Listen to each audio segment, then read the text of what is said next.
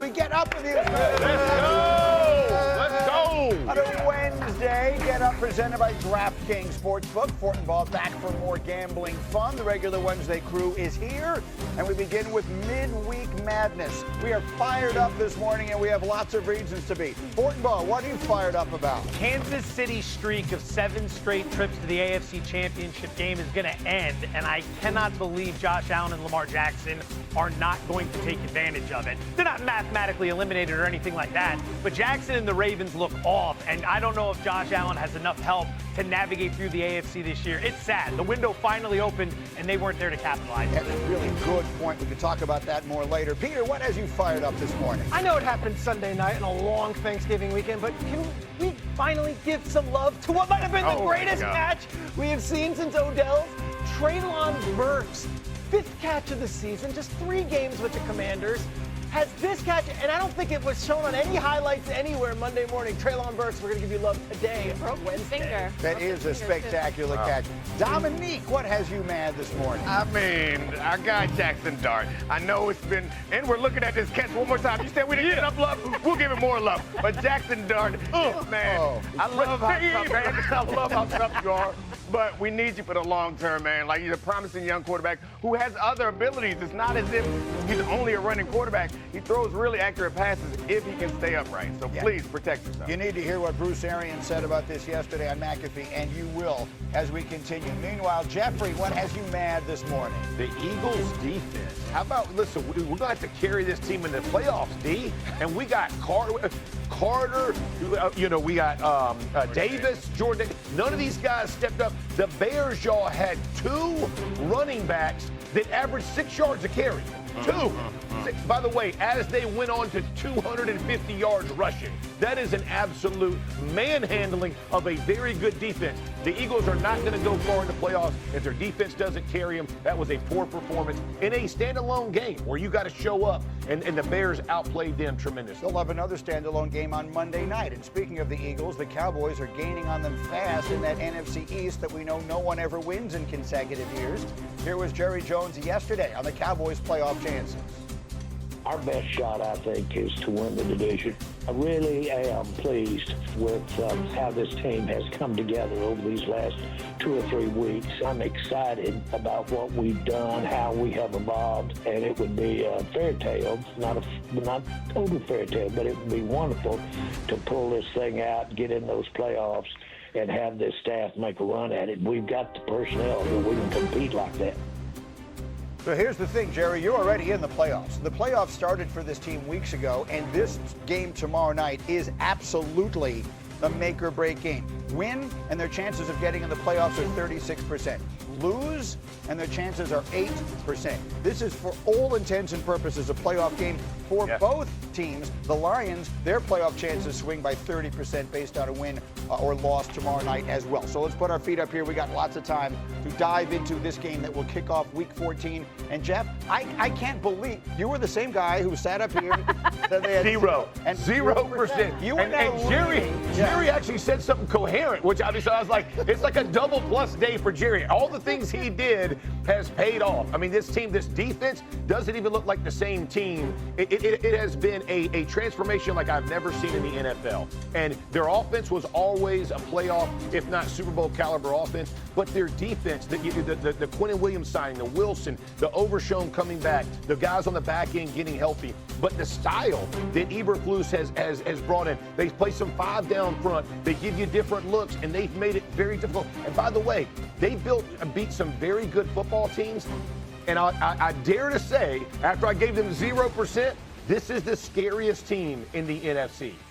Offense, defense, they can flat out get after you. If no one wants to see them in the playoffs if they win out and get there. As we just showed you, the chances remain such that the Cowboys don't get in. But if they do get in, they suddenly look like a team that could do some I know we damage. can't forget everything that happened earlier in the season. It's going to be in our minds. But in football, when we game plan, it's normally the last 4 games. That's right. If you look at their last 3 games and coming up on this game, this has been one of the most impressive teams in football. If they finish this win and knock off the Lions, this run would have been separates them from anyone else. I don't know that I can think of a 3-game run that any other team has had that's been more impressive. They have to finish it with this Lions win, then they'll get the bye Vikings. Then they get the Vikings, Yes. which is another winnable game. And I'm starting to think that they really might do this. If they beat the Lions, they have what feel like 4 winnable games to finish up their season. And Peter, you were making a point that I made a lot on Friday. Here's the schedule that you see remaining. Now, the Eagles, of course, have some games that you'd figure they should win. For sure. After the Charger game, which is tough, even with the injuries that LA has. Raiders feels winnable. Commanders twice feels winnable. Buffalo probably will be playing for their lives that week, so that's not as easy a game. You see the schedule side by side. We'll see. The Cowboys need to make up what amounts to essentially a game and a half. But the play that I know you want to spotlight was the one that I came in here Friday morning screaming about. It's real. Look, this is a game. It's a one-score game against the Chiefs. It's national TV, 50 million people watching, and George Pickens gets the ball. And we can roll the play here if we want to show. Pickens, it's a one-score game, and he gets stripped. And this happens, and in 9 out of 10 times, the Chiefs recover. Look at Kevontae Turpin come from the entire other side of the field to be Johnny on the spot and recover it. Why do we bring up this play? Because they had the Elijah Clark play last week on the punt return where he's making the play, going, hustling, finding it. Everyone is on the same page, and I texted a Cowboys source after the game on Thursday, and my text was this. It was like, Dak and CD, it was great to see them back together. Just don't worry about any of that. Make sure on ESPN you guys highlight the Turpin fumble recovery. That's what we're about this season. Yeah. That's what we're about right now. This is a completely different team than the one that I saw in a Monday Night Football game lose to Jacoby Brissett and Amari Mercado and Bam Knight and the Arizona Cardinals at home. It's been only a month, but it is a completely different squad. The question is it too late to get into the playoffs? That's right. So there's that side of it. And then Kimberly, I'll take everyone inside our meeting this morning. We had all of these conversations. And then Kmart jumps in as the voice of pounding reason. the table for the Cowboys, and then says, here I come. We're ignoring the other side of this game, which is just as important. The Detroit Lions, we're acting like the Cowboys are the only team that have something to play for. I've covered the Lions in the playoffs the last couple of years. Them losing to San Francisco. Last year, that game against the Commanders. And you're watching a team that seemed right at the doorstep of this team is loaded. They're clearly going to get to the Super Bowl. And now you look at this team, again, offensive line, whether it be injuries, whether it be just they're just not playing well. You've got secondary injuries. And then Amon-Ra St. Brown did not practice yesterday, and now his status for the game is still uncertain. But this is a Lions team where Dan Campbell is trying to tell them, this is the moment. We have to dig deep. The big word they use, grit. This is the time for the grit because they year after year they've dealt with injuries, but they're playing at home, guys. Yep. They're playing at home, and they still have Jahmyr Gibbs and David Montgomery, who are 2-stars. I love that point because I think we make such a big deal of their injuries, and you forget, right? Like the 49ers have a litany of injuries, and they still win. Like we're going to have injuries in the NFL, and it's unfortunate, and it's difficult, and it's all those things. But your other players have to play well. And to your point, their offensive line last year was dominant. They didn't play good against the Packers again. Twice in a year, you're playing an in-division opponent. You know what they do, and they got wore out again. At some point, what is your identity? I feel like for me, that's the hardest part of what I see with the Lions is they want to be a physical team, they want to be a run team, they want to be these kind of things, but they haven't been. Goff is a very stationary quarterback, and without St. Brown, they're a different team. Kimberly mentions that San Francisco game. It's less than 2 years ago. You're sitting there thinking you had the shot to go to the Super Bowl. You missed, but look at the future. A bunch of young guys, cost-effective. The sky's the limit. That's not. Less than 2 years later, you're currently favored to miss the playoffs. They're not a favorite to get in. They're a favorite to miss. And if things go south Thursday night, they got the Rams on the road on deck. It's only going to get worse. You project to next year, bottom 10 currently in salary cap space, only 39 guys under contract. Did they miss the window? Becomes the question. But that's what was sitting in that press conference room when Dan Campbell walks in after that San Francisco 49ers loss, and he says, that window, this might have been our shot. We're all looking around like, this team is so good. Why? They were up by double digits. Their window is still open, and he's speaking to the reality of if you don't punch it in, you may never get that shot again. This team does show grit, though. Like I think it's another opportunity for them. They've shown it time and time again. And the injury point that you made about the 49ers, you can make that same point about the Lions last year. And so far this season, that defense has stood up despite injuries to the secondary. But the problem, I think, right now is it feels like this organization is heading in a different direction. Like their fourth down luck hasn't been nearly as good as it's been historically. Their cheaters, Dan Campbell, who hadn't called plays before, now feels like he calls plays. This team feels more desperate than it ever has, and not desperate in a good way. Kind of desperate in a reaching, clawing for something that they can hold on to. It's not a great matchup. for them this weekend. Agreed. Pickens and Ferguson and Lamb, it doesn't match up with that banged-up Yep. defensive backfield. It's just what it is. So a team that will throw the ball all over the yard indoors and have a field day, that's not a great matchup for Detroit's way that they're built personnel-wise. Let me get a quick stat right here for that, for what Peter just said. Himbo gave me this. They play 60% man coverage. George Pickens lives in man coverage, like almost 700 yards on just man. Like, if you're going to think of, let's change something up, we better figure something out for Lamb and Pickens. We want to do man.